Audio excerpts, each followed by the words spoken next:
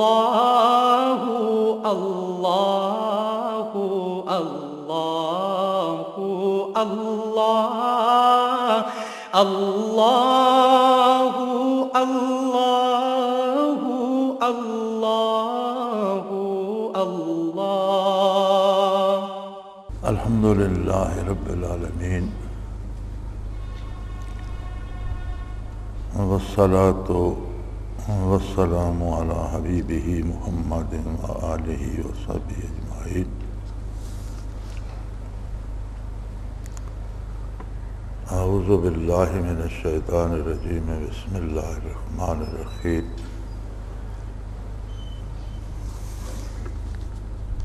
ہمارے پاس یہ وہی سوالات ہیں انٹرنیشنل علماء فورم کے مولانا یوسف صاحب ہیں بلیک برن سے۔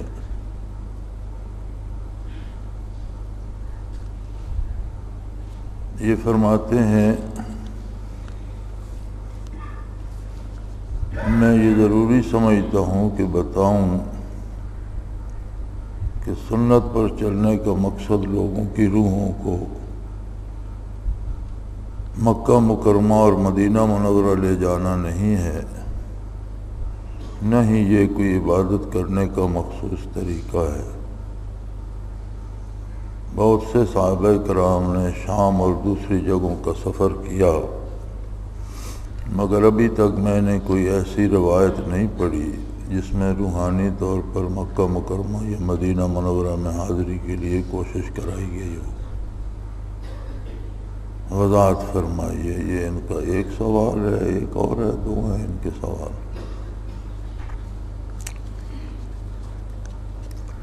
اصل بات پھر وہیں آتی ہے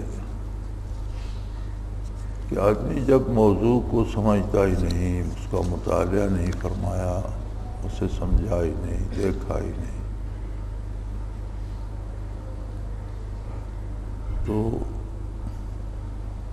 سوال کرنے کا بھی مزہ نہیں آتا۔ جس موضوع کو بندہ جانتا ہو اسی پہ سوال بھی کر سکتا ہے، جواب بھی اسی سے دے سکتا ہے۔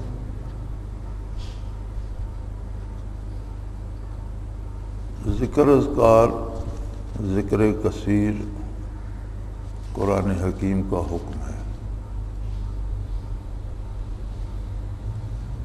تفسیر مظہری میں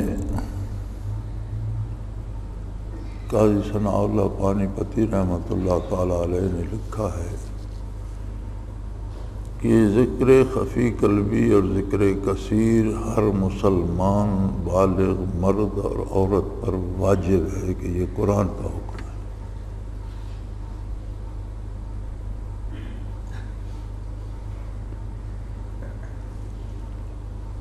متقدمین علماء کی زبانیں پڑھیں آپ تو ہر عالم کی زبانیں میں ملتا ہے کہ فلاں مدرسے سے یا فلاں استاد سے تحصیل علم کے بعد فلاں صوفی کے پاس 2 سال رہے، سال رہے، 6 مہینے رہے، تو آخر یہ سارے علماء یہ تحصیل ذکر کے لیے یا حصول ذکر کے لیے یا کیوں جاتے تھے؟ یہ علماء ہی کا تو حصہ تھا، اور علوم ظاہری کے ساتھ کیفیات باطنی حاصل کرنا ضروری سمجھتے تھے۔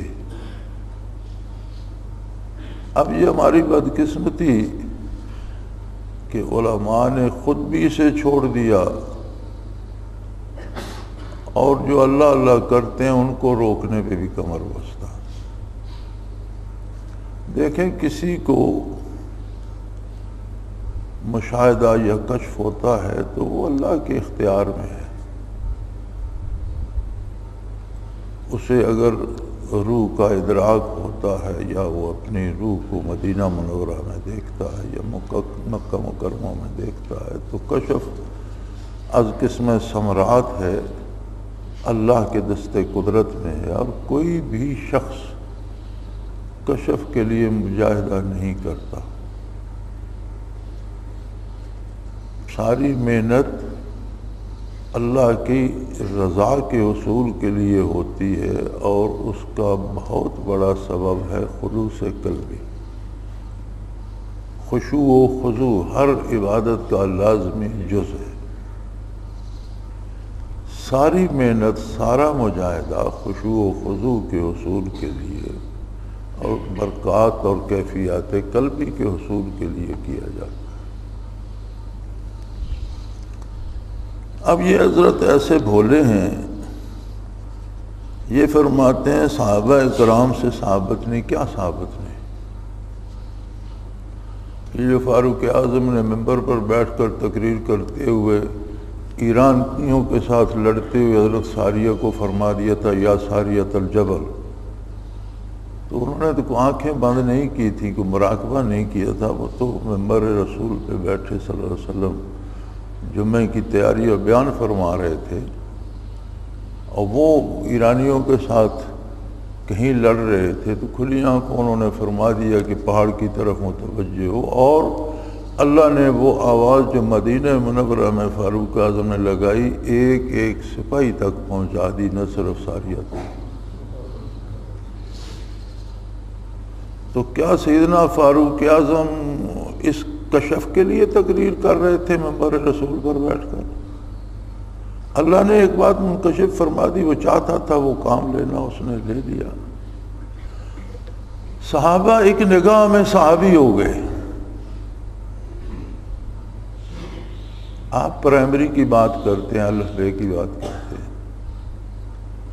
اگر کوئی ایسی نگاہ ہو کہ دنیاوی علوم میں ایک نگاہ میں بندہ پی ایچ ڈی ہو جائے، آپ کہیں میں نے اس کو پرائمری پڑھتے نہیں دیکھا، پھر یہ آپ کی مرضی۔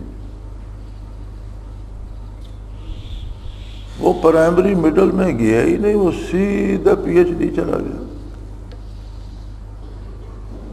کیفیات باطنی قلبی خشوع و خضوع امانت دیانت تمام اوصاف میں ایک نظر میں وہ شرف صحابیت پر فائز ہو گئے، اور قیامت تک آنے والی ساری انسانیت کو اگر ولایت مل جائے اور سب کی ولایت جمع کی جائے تو صحابی کی خاک پاک کو نہیں پہنچتی۔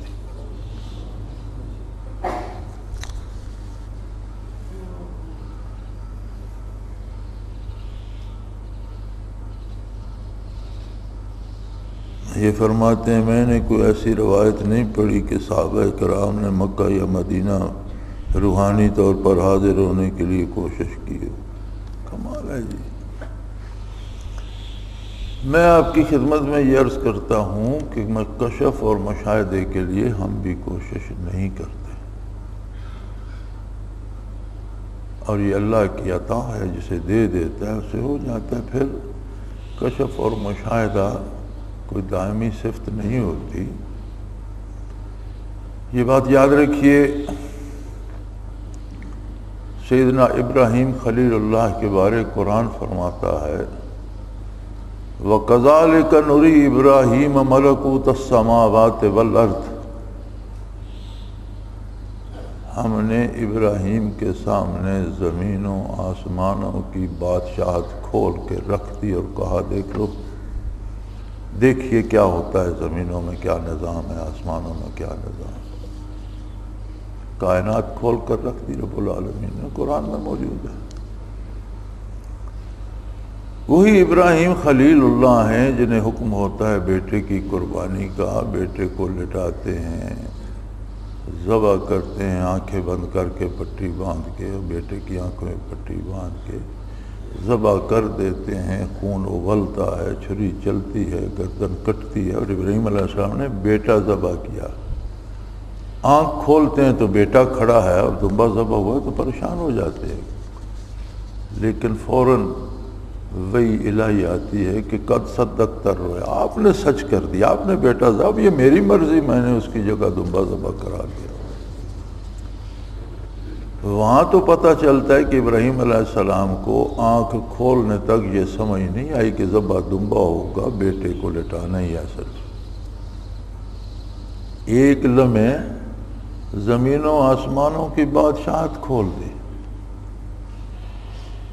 دوسرے لمحے یہ پتہ نہیں چلا. اگر پتہ ہو تو کسی بندے کو بھی کہو کہ ذبح دمبا کریں گے، تم ذرا نمونے کے لیے بیٹے کو لٹا کر چھری رکھ دو، تو کوئی بھی کر سکتا ہے. تو یہ اختیاری چیز نہیں ہوتی، یہ من جانب اللہ ہوتی ہے. اس پہ آپ کی بحث بھی فضول ہے اور ہماری بھی.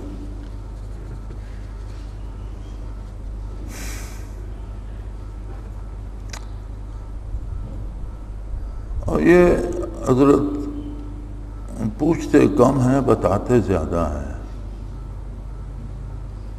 دوسرے سوال میں بھی یہ بتانا ہی چاہ رہے ہیں. میری آج کی طبیعت ذرا زیادہ ہی ٹھیک نہیں، بولنا بھی مشکل ہو رہا ہے. بہرحال میں یہ بھی ضرور بتانا چاہوں گا کہ دوسرے مذاہب خصوصاً بدھزم میں بھی اس قسم کی روحانیت ان کے مذہب کا حصہ ہے، اور منکس بڑی زبردست امیجنیشن اور جادو وغیرہ کے ذریعے اپنی انگلی سے لوگوں کے دلوں میں مختلف قسم کی فیلنگز، کیفیات پیدا کر دیتے ہیں. تو اصل بات مسلمان کے لیے سنت پر چلنا ہے. میرے اس موضوع پر یہی خیالات تھے جو میں نے پیش کیے. مجھے آپ کے جواب کا انتظار رہے گا.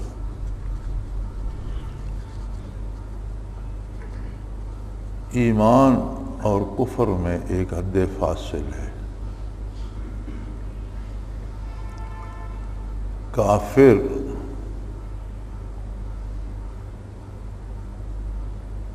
ذہنی کاوش سے بھوکا پیاسا رہ کر مجاہدہ کر کے ارتکاز توجہ، کنسنٹریشن، اس کے مختلف طریقے ہوتے ہیں. کبھی وہ موم بتی جلا کے رکھ دیتے ہیں، اسے مسلسل دیکھتے رہتے ہیں. پھر وہ پریکٹس کرتے کرتے کرتے اتنے پختہ ہو جاتے ہیں کہ سورج کو گھنٹوں مسلسل دیکھتے رہتے ہیں گھور کر.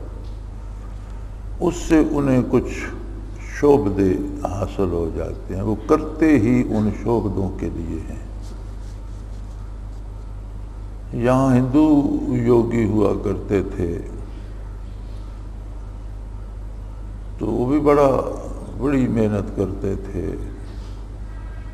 چھوٹا سا ایک کمرہ بنایا جس میں صرف بندہ بیٹھ سکتا ہے، لیٹ بھی نہیں سکتا، کھڑا بھی نہیں ہو سکتا. وہ ہاتھ اور گھٹنوں کے بل اس میں گھس جاتے اور 40 دانے سوگی کے اور 40 گھونٹ پانی کے لے کر 40 دنوں کے لیے اس میں گھس جاتے.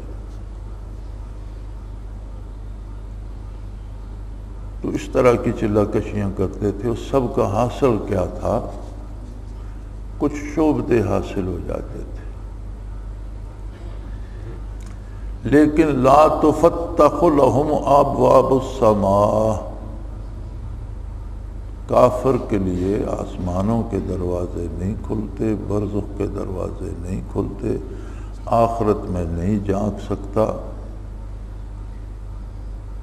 مکہ مکرمہ اور مدینہ منورہ نہیں جا سکتا، نہ روح کو دیکھ سکتا ہے، نہ روحانی پرواز کو دیکھ سکتا ہے. بلکہ جتنی زیادہ کافر مجاہدہ کرتا ہے اتنا زیادہ رابطہ اس کا شیطان سے ہوتا ہے.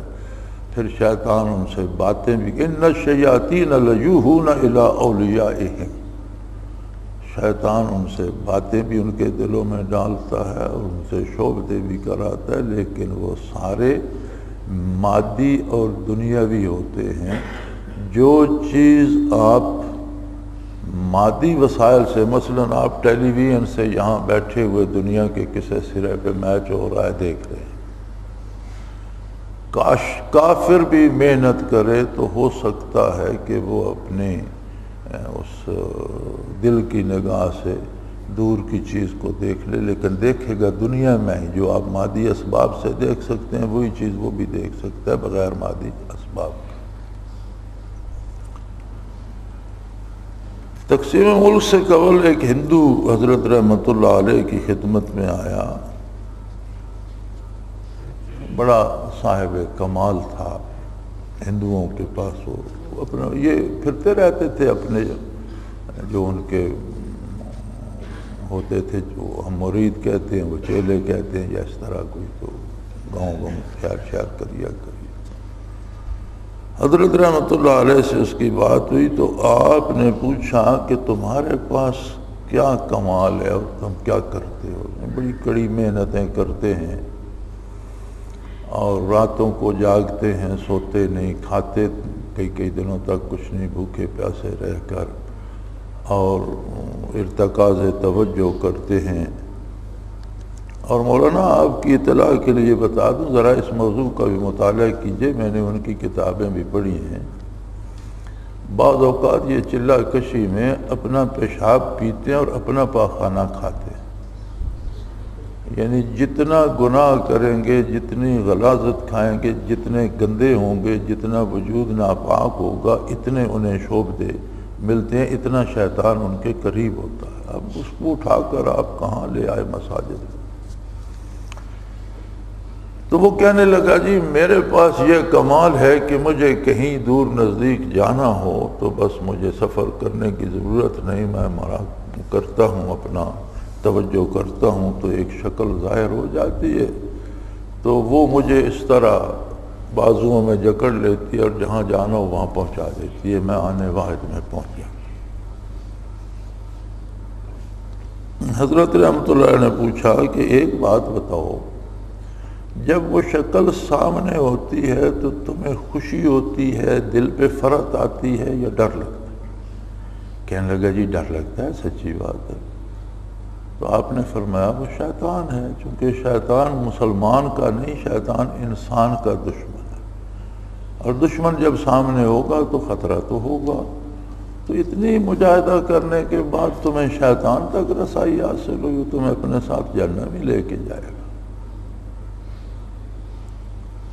غیر مسلموں کے جتنے کمالات ہیں وہ اس قبیل سے ہیں، اسے آپ مسلمان صوفی آپ ہی اس کا اطلاق کرتے ہیں، آپ سمجھتے ہیں خواجہ حسن بصری رحمۃ اللہ علیہ نے، شیخ عبد القادر جیلانی رحمۃ اللہ علیہ نے، معین الدین اجمیری رحمۃ اللہ علیہ نے، گنج بخش اجمیری رحمۃ اللہ علیہ، شیخ احمد سرہندی رحمۃ اللہ علیہ نے اس طرح کے مجاہدے کیے تھے۔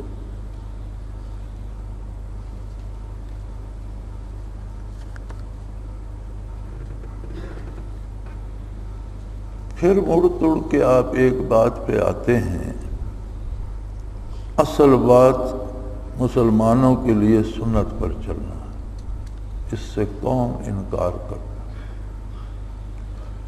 لیکن کیا صرف سنت کی ایکٹنگ اصل بات ہے یا خلوص دل سے چلنا اصل بات ہے؟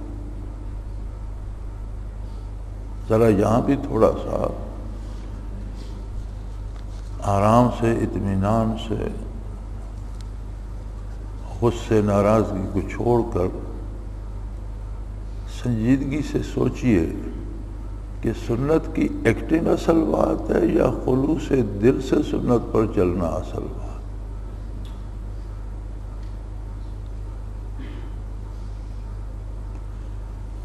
حضرت امیر معاویہ رضی اللہ تعالیٰ عنہ کے حالات میں ملتا ہے کہ کسی نے دروازہ کھٹکھٹایا، صحابہ کرام کی باتیں ہیں، اس نے پوچھا کون ہے؟ اس نے کہا ابلیس۔ فرمایا ملعون تو کیوں میرا دروازہ کھٹکھٹا رہا ہے؟ کہ جی وہ آپ دیر سے سوئے تھے تو آپ اٹھ جائیے ورنہ آپ کی فجر کی باجماعت نماز رہ جائے گی۔ انہوں نے کہا تو کب سے نیک ہو گیا اور لوگوں کو نماز کے لیے جگانا شروع کر دیا؟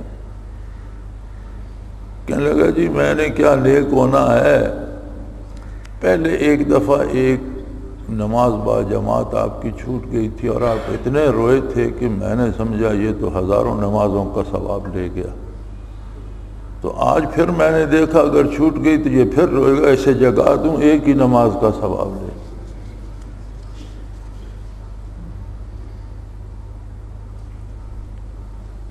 صرف سنت پہ چلنا نہیں حضرت، سنت پہ اس طرح چلا جائے کہ شیطان کو بھی خطرہ پیدا ہو جائے کہ یہ شخص کچھ کر رہا ہے۔ آپ کو یہ صحابہ کے حالات آپ کو علم نہیں، آپ کہتے ہیں وہاں کچھ بھی نہیں تھا، لیکن اگر آپ مطالعہ فرمائیں تو یہ کرامات بھی پناہ ہیں، بے شمار ہیں۔ ویسے صحابی ہونا بجائے خود اتنی بڑی کرامت ہے کہ اس کی نظیر نہیں ملتی، کوئی غیر صحابی اس کی نظیر پیش نہیں کر سکتا۔ تو سنت سنیہ پر ہی چلنے کے لیے سارا مجاہدہ کیا جاتا ہے۔ قرآن کے درس ہوتے ہیں، سنت کی تلقین کے ساتھ سنتیں سکھائی جاتی ہیں، تعلیم دی جاتی ہے، تربیت کی جاتی ہے، اور اللہ کا ذکر اور ذکر کثیر کیا جاتا ہے کہ صرف بدن ہی سنت پہ عامل نہ ہو، دل بھی سنت سے محبت کرے، پیار کرے اور خلوص دل کو اس کو اپنایا جائے۔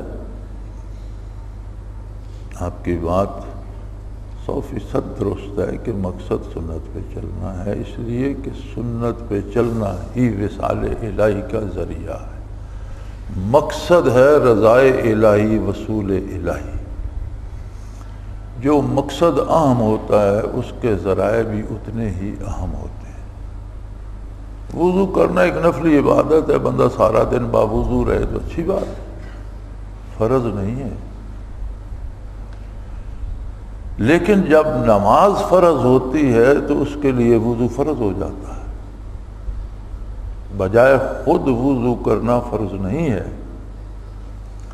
جب صلاۃ کا وقت داخل ہوتا ہے، صلاۃ فرض ہوتی ہے تو اس کے لیے وضو بھی فرض ہو جاتا ہے۔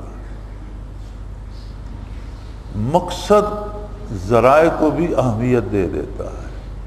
مقصد ہے رضائے الہی، وصول اللہ، اور اس کا ذریعہ ہے فرمایا ان کنتم تحبون اللہ فاتبعونی یحببکم اللہ۔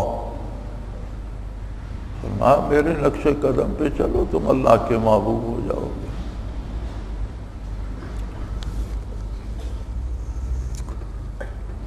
دوسرے حضرت ہیں، اگر میں غلط نہیں پڑھ رہا تو مولانا چوٹیا صاحب، یہ بھی اسی انٹرنیشنل علماء فورم کے ہیں۔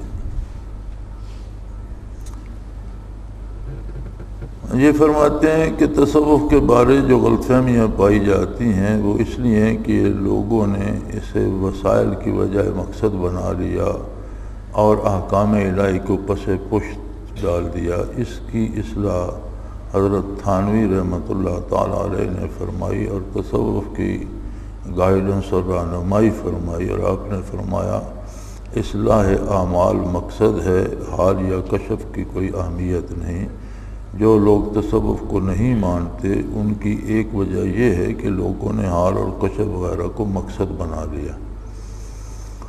بہت سا وقت ذکر اذکار پر لگائیں گے لیکن فرائض کی پرواہ نہیں کریں گے۔ آپ اپنے خیالات کا اظہار فرمائیے۔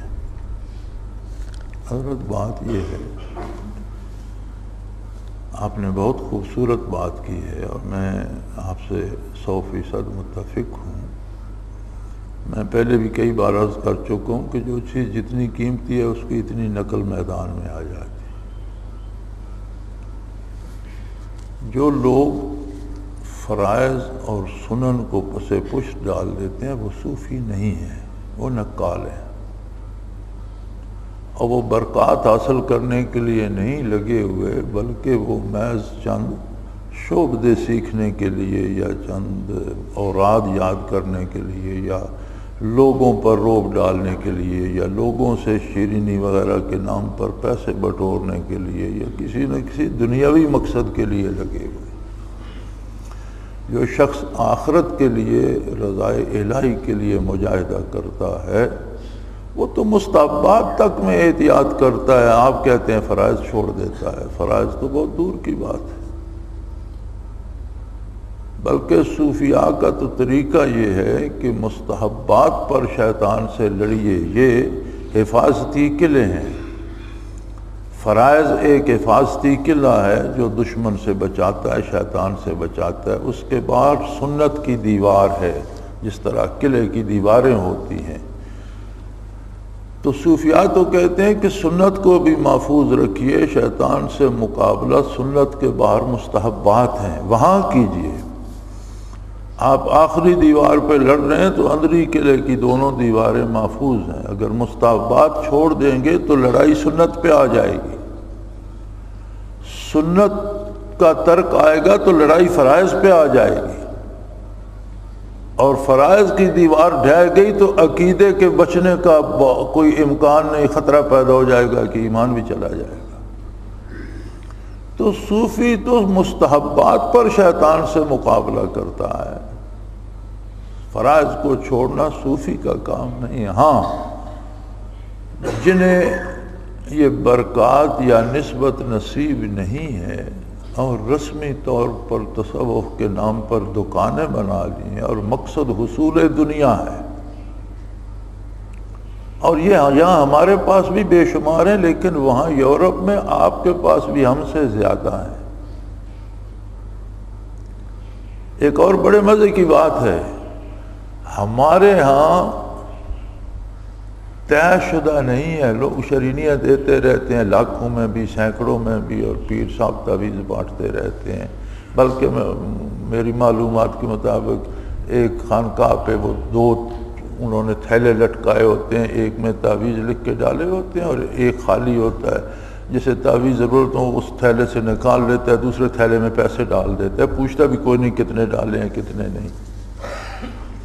آپ کے ہاں برطانیہ یورپ میں تو طے شدہ ریٹ ہیں کہ گھر آ کے دم کرو گے تو 10 پاؤنڈ میں کر دیں گے، ہمیں تمہارے گھر جانا ہے تو 50 پاؤنڈ لیں گے، ہسپتال میں جانا ہے تو 100 پاؤنڈ لیں گے۔ تو آپ کو اتنے دور بیٹھے ہوئے ہم یاد آ گئے اور آپ نے یہ بھی دے، یہ بھی آپ کا کشف ہی ہے نا کہ آپ نے دیکھ لیا ہم فرائض کی پرواہ نہیں کرتے، تو وہ جو آپ کی بغل میں استرے لے کے بیٹھے ذرا ان کی طرف توجہ فرمائیے۔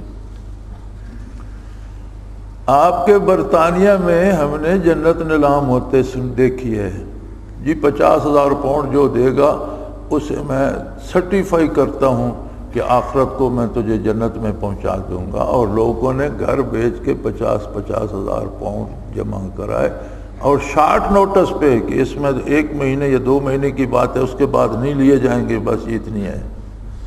یہ آپ کے بغل میں کیا ہو رہا ہے وہ سب آپ کو نظر نہیں آتا، اور یہاں جو چند بندے بیٹھے اللہ اللہ سیکھ رہے ہیں اور کوشش کر رہے ہیں دین سیکھنے کی، آپ اگر یہاں تشریف لائیں، یہاں تو 24 گھنٹے دین سکھایا جاتا ہے، فرائض، سنن، واجبات، اور کورس کرائے جاتے ہیں، اور ساتھ ذکر کثیر کرایا جاتا ہے، ذکر قلبی کرایا جاتا ہے کہ صرف معلومات ہی نہ ہوں، خلوص قلبی بھی ساتھ ہو۔ اس پر آپ کو بڑے سوال آ گئے، اور جو آپ کی بغل میں استرے چل رہے ہیں وہ آپ کی نظر سے اوجھل ہیں، دیے کے نیچے کیوں اندھیرا ہے؟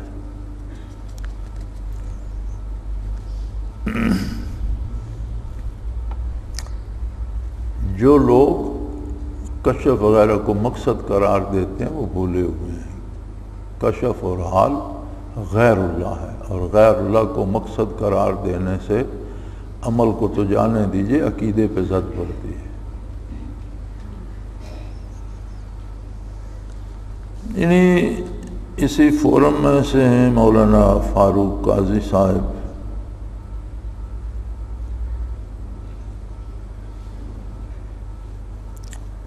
یہ فرماتے ہیں میں دوسرے علماء کے ساتھ اتفاق کروں گا کہ آج کے دور کی پیری مریدی نے تمام حدود کو توڑ دیا ہے، یہاں تک کہ پیر صاحب اور شیخ صاحب قرآن و سنت سے زیادہ اہم اور آگے ہو گئے۔ علماء ان کی اندھا دھند پیروی کر رہے ہیں تو باقی لوگوں کا کیا حال ہوگا؟ کیا یہ پیری مریدی کا شعبہ کوئی اہمیت رکھتا ہے، یا ہمیں ضروری معاملات کو چھوڑ کر اپنا وقت اس پر صرف کرنا چاہیے؟ وضاحت فرمائیے۔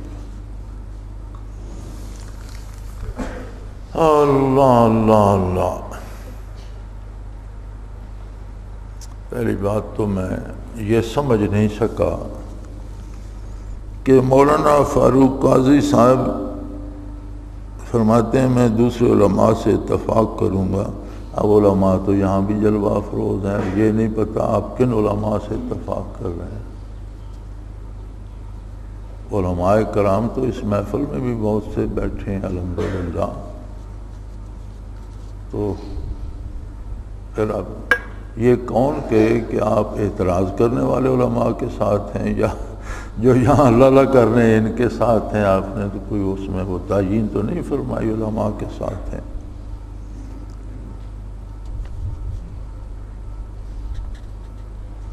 بیعت ظاہری مسنون ہے، عمل ہے محمد الرسول اللہ صلی اللہ علیہ وسلم کا،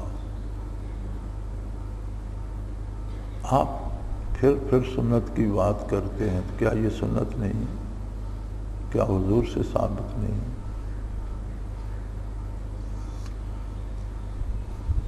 اور یہ بنیاد ہے حصول فیض کی، تعلقات کی، رشتوں کی۔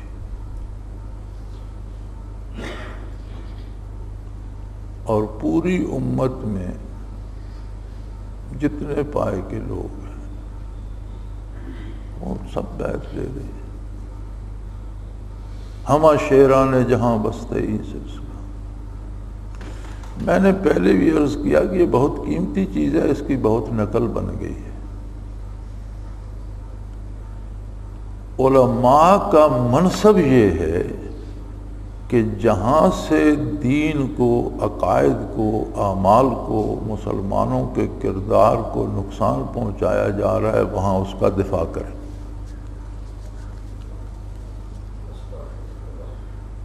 علماء کی ذمہ داری یہ ہے کہ جہاں سے نقب لگائی جا رہی ہے دین کو وہاں وہ پیرا دیں اور حق ادا کریں، جہاد کریں اور سچ اور جھوٹ کو واضح کریں۔ میں نے پہلے عرض کیا کہ اس کی بہت نقل بن گئی ہے، بڑا فراڈ بن گیا۔ تو آپ کہتے ہیں ہم اس پر وقت ضائع کریں جہاں سے لوگوں کے عقائد خراب ہو رہے ہیں، ڈاکو اور چور مال چھین لیتا ہے، لیکن پیری مریدی کے بہانے جو ڈاکہ کرتا ہے وہ مال بھی چھینتا ہے اور ایمان بھی چھین لیتا ہے۔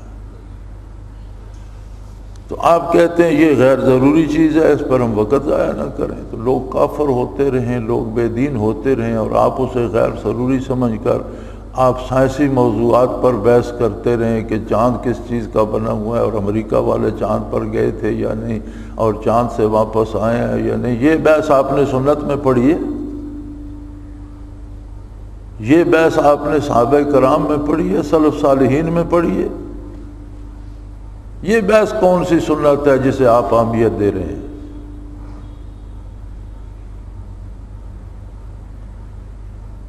حضرت سفیان ثوری رحمۃ اللہ قول میں نے کئی بار عرض کیا ہے، فرماتے ہیں کہ یہ بے دینی اور بد عملی بیماری ہے۔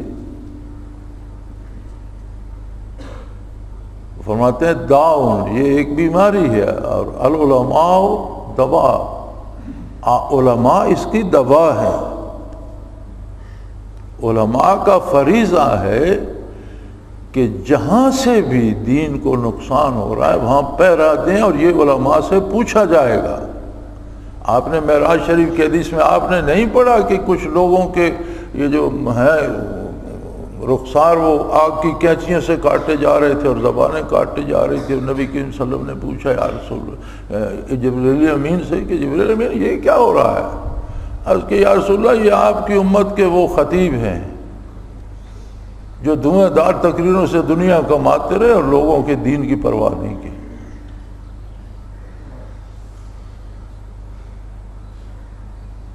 حدیث معراج میں دیکھ لیجیے۔ علم کے مرتبے پہ فائز ہونا اور قاضی یا عالم یا مفتی کہلانا اتنا آسان نہیں ہے، یہ جواب دہی ہوگی، یہ پوچھا جائے گا، اور ذمہ داری ہے علماء کی جہاں سے دین کو نقب لگائی جا رہی ہے وہاں پیرا دیں، مجاہدہ کریں، محنت کریں، ہمت کریں، مقابلہ کریں۔ آپ بے دینوں کو پوچھنا آپ نے چھوڑ دیا، اور جو لوگ خلوص سے اللہ اللہ کر رہے ہیں، دین سیکھ رہے ہیں، فرض سنت واجب سیکھ رہے ہیں، اس پر عمل کرنے کی کوشش کر رہے ہیں اور اس کے لیے خلوص پیدا کرنے کی کوشش کر رہے ہیں، آپ ان پر لاٹھیاں برسانے چل پڑے۔ نہ آپ تشریف لائے، نہ آپ نے دیکھا، نہ آپ نے یہ وضاحت چاہی کہ یہاں ہوتا کیا ہے۔ یہاں کے دن بھر کے پروگراموں کی ایک کاپی مجھے بھیج دو، پتہ تو چلے کہ کیا کرتے ہو تم لوگ۔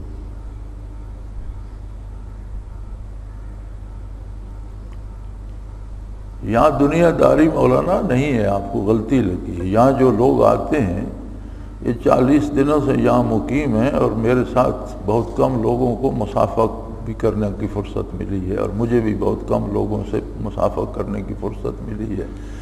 میرا گھر یہاں سے دارالعرفان سے 2 کلومیٹر ہے، اور 40 دن جب سے اجتماع شروع ہے تب سے اب تک میں ایک لمحے کے لیے گھر تک نہیں جا سکا۔ اجتماع ختم ہوگا تو میں سارا سال یہیں رہتا ہوں، لیکن ایک بار گھر ضرور جاتا ہوں، گھنٹہ بھر کے لیے، 2 گھنٹے کے لیے، لیکن جب اجتماع ہوتا ہے تو یہاں سے گھر تک جانے کی فرصت نہیں ہوتی، بچوں سے بات کرنے کی فرصت نہیں ہوتی۔ ضروری کام ہو تو بچے یہاں آ کر پوچھتے ہیں کہ یہ کام ہم کیا کریں، یہاں کیسے کیا جائے۔ 2 کلومیٹر پہ گھر ہے۔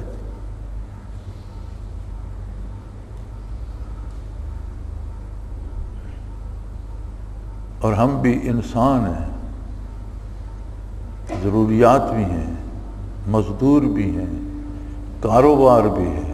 یہ ہمارا ذریعہ معاش نہیں ہے۔ ذریعہ معاش کھیتی باڑی ہے، کاروبار ہے، کول مائنز ہیں، پیٹرول پمپ ہیں، گاڑیاں ہیں، ٹرک ہیں۔ محنت بھی کرتے ہیں سارا دن، بچے کام بھی کرتے ہیں، ملازم کام بھی کرتے ہیں۔ الحمدللہ میرا نظام، میرا کاروبار اتنا وسیع ہے کہ 7-8 لاکھ مہینہ میں ملازموں کو تنخواہ دیتا ہوں، لیکن یہ اجتماع کے دن کسی طرف دیکھنے کی فرصت نہیں ملتی۔ اللہ کارساز ہے، سسٹم بنے ہوئے ہیں، کام چلتے رہتے ہیں، اولیت ہم دین کو دیتے ہیں۔ آپ وہاں سے بیٹھ کے فتویٰ لگا دیتے ہیں، بس آپ کی مرضی۔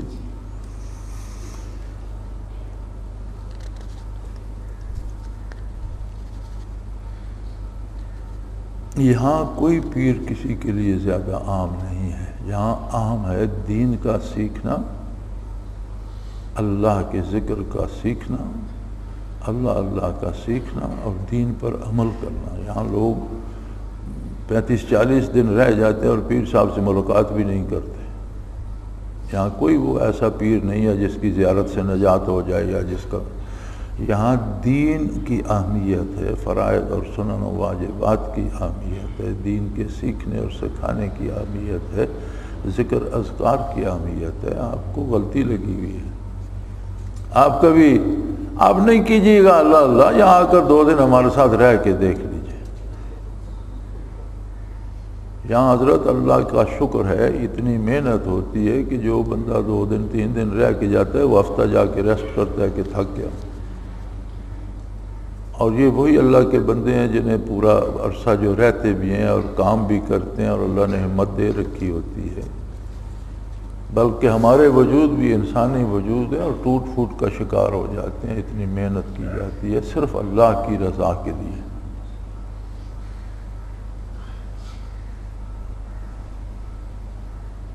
تو اللہ کریم قبول فرمائے، اور ہماری تو دعا ہے کہ سب حضرات کو یہ نصیب فرمائے۔ تو یہ 3-4-5 سوال 2 حضرات کے اور ہیں۔ اب یہ انشاءاللہ کل تو جمعہ ہے، پرسوں کا دن گزر جائے گا، ضرور عرض کریں گے ان پر بھی، لیکن پرسوں انشاءاللہ۔ میری یہاں کچھ طبیعت زیادہ کمزوری ہو رہی ہے، طبیعت ٹھیک نہیں ہے، تو یہ چونکہ ذمہ داری ہے، ڈیوٹی تھی، کوشش کی، اللہ کرے ہو جائے۔ اللہ پاک تمام احباب کی محنت قبول فرمائے، ہمارے گناہ معاف فرمائے، خطاؤں سے درگزر فرمائے، اور نیکی کی توفیق عطا کرے اور نیکی قبول فرمائے۔ الحمدللہ رب العالمین، والصلاة والسلام علی حبیبہ محمد وآلہ وسلم۔ اللہم ربنا لا تقتلنا بغضبک ولا تہلکنا بعذابک واعف عنا قبل ذلک۔ اللہم ربنا لا تسلط علینا من لا یرحمنا، انت ولینا فی سفرنا وحضرنا فی مالنا واہلنا، انت ولینا فی الدنیا والآخرہ، توفنا مسلمین والحقنا بالصالحین۔ اللہم انصر الاسلام والمسلمین، اللہم اید الاساکر المسلمین، انک علی کل شیء قدیر۔ اللہم ارزقنا اتباع نبیک صلی اللہ علیہ وسلم واتباع خلفاء الراشدین المہدیین۔ اللهم ربنا سهل لنا امورنا كلها في ديننا ودنيانا رب يسر رب يسر رب يسر ولا تؤسر وتمم بالخير. اللهم ربنا انزل علينا من السماء ماء مباركا نافعا غير ضار نافعا غير ضار نافعا غير ضار هو الذي ينزل الغيث من بعد ما قنطوا وينشر رحمته وهو الولي الحميد وهو الولي الحميد وهو الولي الحميد. وصلى الله تعالى على حبيبه محمد وعلى سفينة من برحمتك يا الله الله الله الله الله الله الله الله. حضرت امیر محمد اکرم آوان مد ذلہ العالی دارالعرفان منارہ ضلع چکوال میں سالہ سال سے قرآن و حدیث کے اوپر خطابات کر رہے ہیں اور سلسلہ نقشبندیہ اویسیہ کے مطابق لوگوں کو ذکر الہی کی تربیت دے رہے ہیں. وہ قرآن پاک کی تفسیر ترتیب وار بیان کر رہے ہیں. تفسیر قرآن کو وہ موجودہ ملکی اور بین الاقوامی حالات کے مطابق بیان کرتے ہیں. موٹر وے سے کلر کہار کے انٹرچینج سے نکلتے ہوئے کلر کہار کی جھیل سے ہوتے ہوئے میانی، بوچھال اور نور پور سے گزرتے ہوئے دارالعرفان منارہ پہنچ سکتے ہیں. حضرت امیر محمد اکرم آوان نے بچیوں اور بچوں کی دینی اور دنیاوی تعلیم کے لیے سقارہ اکیڈمی کے نام سے ایک درسگاہ بھی قائم کی ہے، جس کا افتتاح ملک پاکستان کے صدر جنرل محمد ضیاء الحق نے اپنے دست مبارک سے کیا تھا. وہ تمام احباب جو اسلام کی طلب رکھتے ہیں ان سے گزارش ہے کہ دارالعرفان منارہ ضلع چکوال میں امیر محمد اکرم آوان صاحب کے خطابات سے مستفید ہوں. وہ ہر جمعے کو نماز سے پہلے بیان فرماتے ہیں. ہر ماہ کی پہلی اتوار کو ماہانہ اجتماع ہوتا ہے جس میں آپ خصوصی خطاب فرماتے ہیں اور پاکستان کے چاروں صوبوں سے احباب اس اجتماع میں شرکت کرتے ہیں. اس کے علاوہ یہاں سال میں 2 مرکزی اجتماعات بھی ہوتے ہیں. ایک رمضان المبارک میں اعتکاف کا اجتماع اور دوسرا جولائی اور اگست میں 40 دن کا اجتماع ہوتا ہے جس میں روحانی تربیت کی جاتی ہے. اپنا خون سیماب دے کر اتنا ہم کر جائیں گے، نام آقا کا چمن میں پھر رقم کر جائیں گے.